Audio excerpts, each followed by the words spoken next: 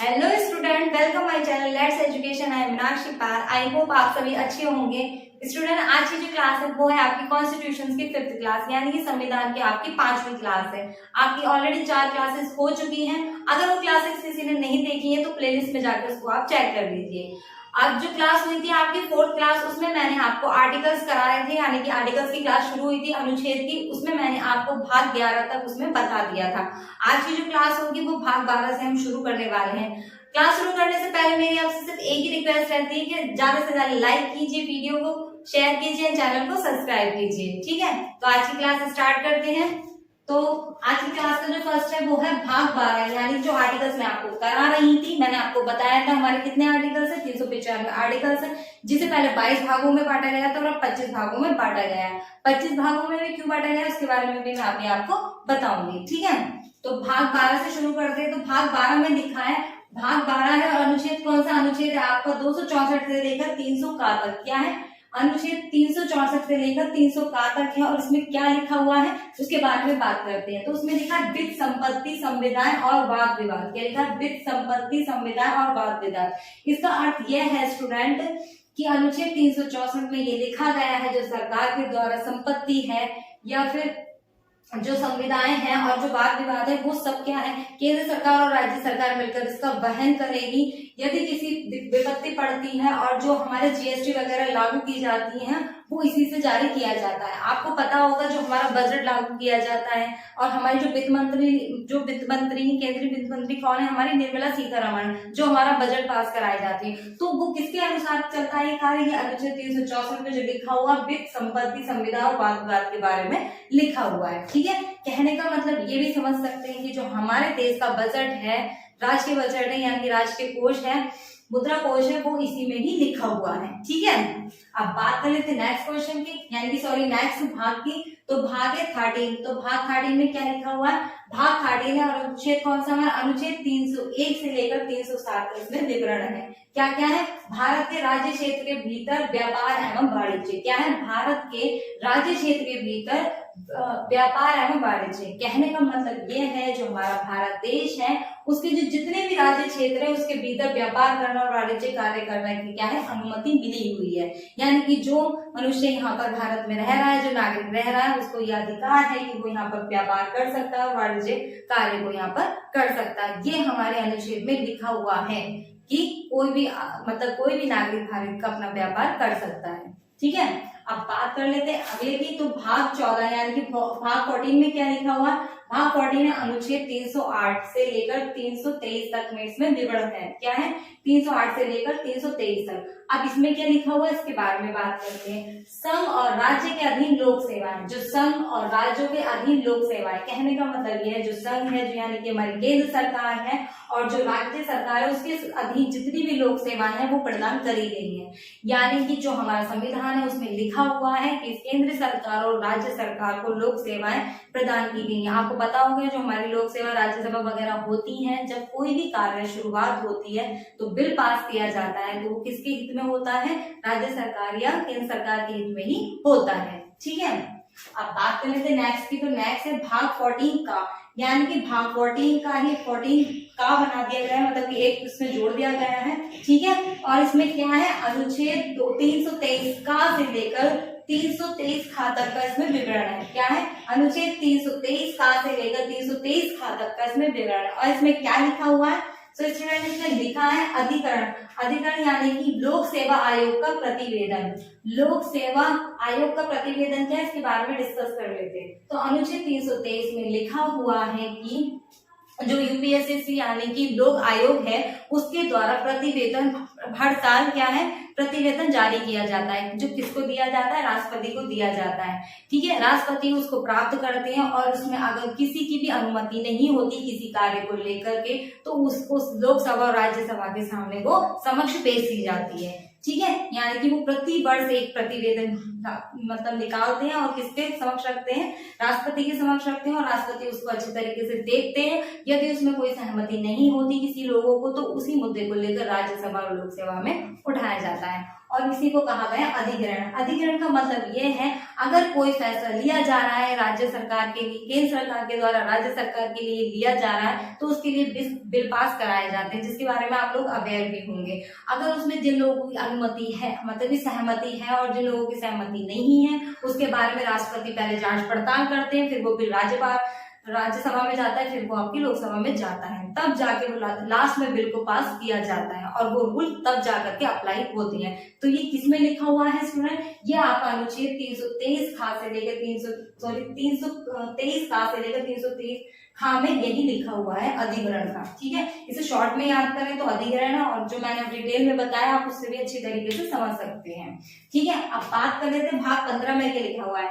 तो भाग 15 में लिखा हुआ अनुच्छेद 324 से लेकर आपके 329 तक का लिखा हुआ है। ठीक है, इसमें क्या है आपका निर्वाचन। निर्वाचन का अर्थ क्या होता है, निर्वाचन के बारे में बात कर रहे थे स्टूडेंट। इसमें 324 से लेकर 300 अब मैं आपको बता देती हूँ निर्वाचन क्या होता है। निर्वाचन ये होता है जब हमारे यहाँ हर साल 5 साल में इलेक्शन होते हैं, हमारे मंत्रियों को चुना जाता है या चाहे कोई से भी विधानसभा के हों, कोई से भी जो इलेक्शन होते हैं तो उसमें हमारा अधिकार है कि हम अपने नेता को या हम अपने प्रतिनिधि को चुन सकते हैं, ये जनता का अधिकार है।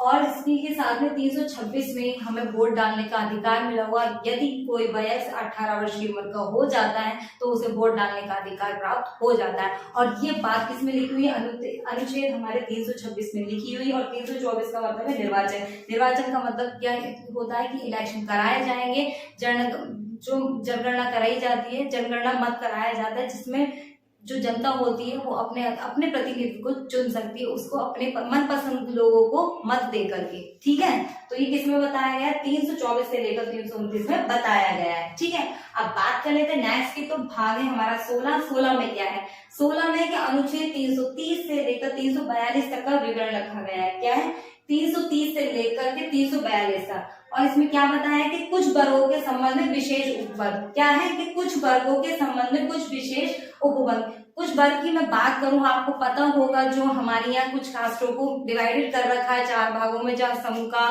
ख ग और डी के हिसाब से आपको पता होगा। तो उसी को क्या है उनमें संबंध में विशेष उपबंध है, उन लोगों को क्या विशेष छूट दी जाती है। ठीक है, उनकी जो फीस होती है उसको भी हाफ कर दिया जाता है। तो कुछ विशेष लोग हैं जिन्हें क्या उपबंध में रखा गया है, यानी कि उनके लिए एक विशेष प्रबंध कर रखा गया है कुछ वर्गों के लिए। तो वो किसमें आता है, 330 के तहत आता है।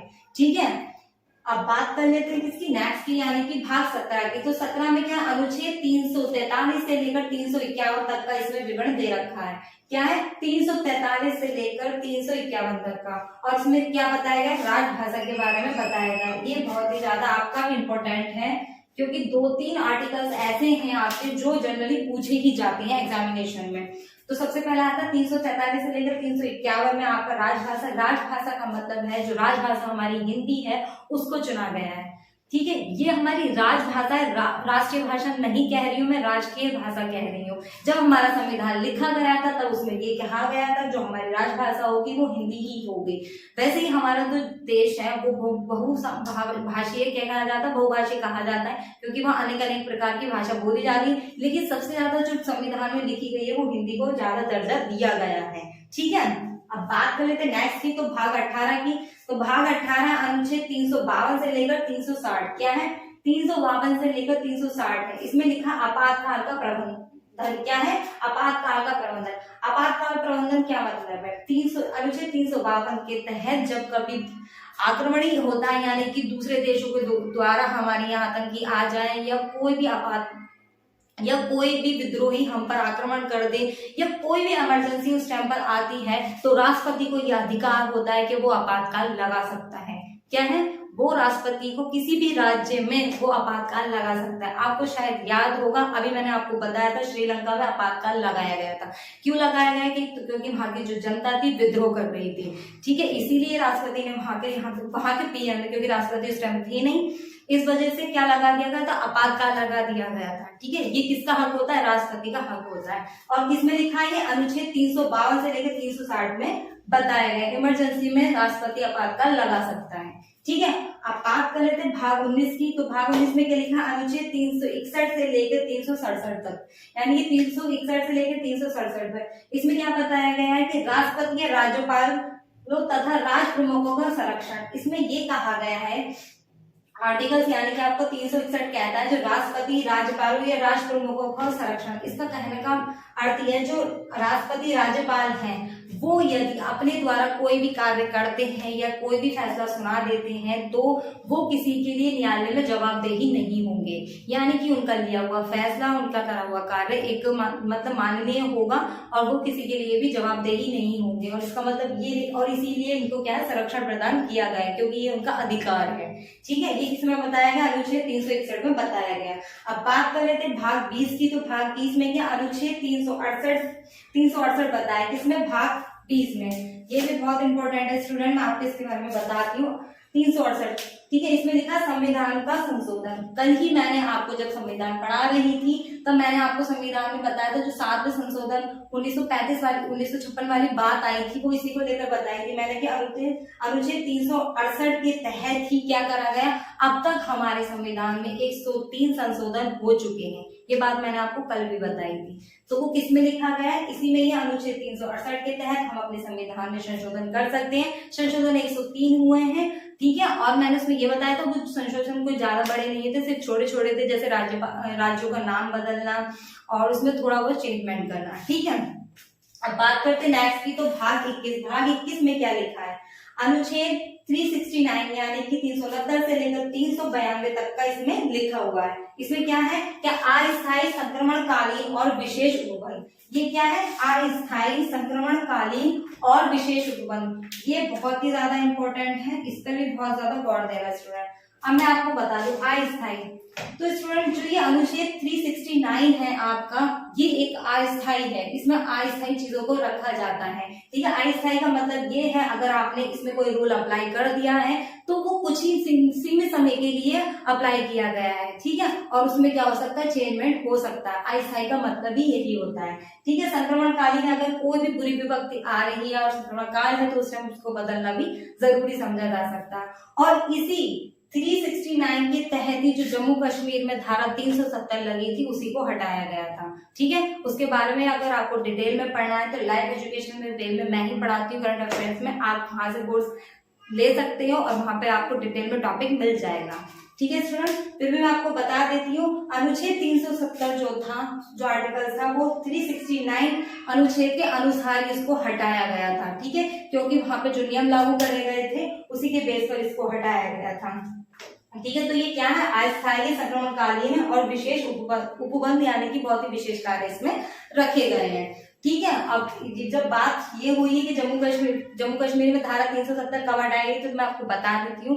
वहां जो हटाई गई तो 30 अक्टूबर 2020 में उसको पूर्णतः हटा दिया गया था। किसके तहत हटाया गया था स्टूडेंट, अनुच्छेद 369 से लेकर 392 के बीच में सारे प्रोविजन रखे गए थे और उसी के तहत को उसको हटाया गया था। इसीलिए मैं कह रही हूँ बहुत ही ज्यादा इंपॉर्टेंट है, क्वेश्चन कैसे भी घुमा फिरा के आपसे पूछ सकता है, तो आपको पूरी इंफॉर्मेशन क्वेश्चन के बारे में होनी चाहिए, ठीक है। अब बात कर लेते हैं भाग 22। तो भाग 22 में क्या लिखा, अनुच्छेद 393 यानी कि 393 से लेकर 395 तक के प्रावधान रखे गए हैं। क्या है, 393 से लेकर 395 तक रखे गए हैं। इसमें क्या बताया गया, संक्षिप्त नाम, प्रारंभ इंग्लिश में प्रधिगत पार्ट यानी कि संक्षिप्त नाम।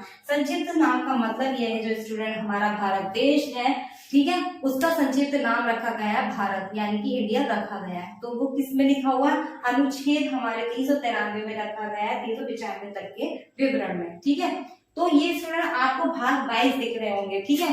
तो मैंने आपको बताया कि जो आपके आर्टिकल्स हैं यानी कि अनुच्छेद वो आपको 395 जो कि 25 भागों में बांटे गए, पहले भी 22 भागों में बांटे हुए थे। जो मैंने आपको बीच बीच में का बताए थे और खा बताए थे, साथ में भी आपका का जुड़ा हुआ था, इन्हीं को मिला के 25 भागों में अलग अलग बांट दिए गए हैं, ठीक है स्टूडेंट।